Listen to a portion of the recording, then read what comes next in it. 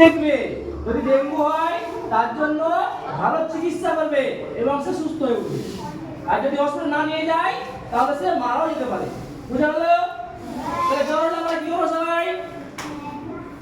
জ্বর হলে কি করবো? বলো, জ্বর হলে কি করবো? হসপিটালে যাবো। জ্বর হলে কি করবো? সবাই বলো, ভালো লাগছে না বলতে? শুনতে ভালো লাগছে?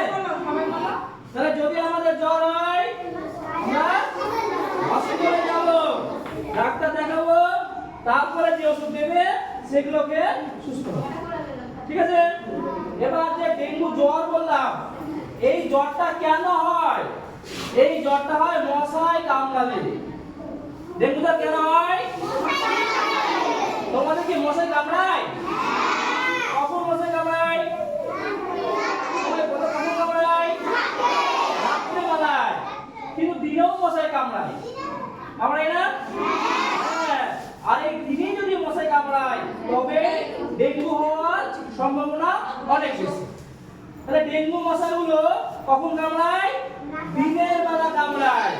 তাহলে আমরা এখন স্কুলে আছি, যদি এখন মশায় কামড়ায় ভয়টা বেশি, কারণ এখন দিনের বেলা মশা কামড়াচ্ছে, মানে এগুলো ডেঙ্গু হওয়ার সম্ভাবনা অনেক বেশি থাকে। ঠিক আছে? তাহলে মশায় যাতে না কামড়ায় তার একটা ব্যবস্থা আমাদের নিতে হবে। তার জন্য আমরা ফুল হাতা জামা পরবো। কি বললাম? পুরো ঢাকা জামা পরবো, ঢাকা পোশাক পরবো। ঠিক আছে?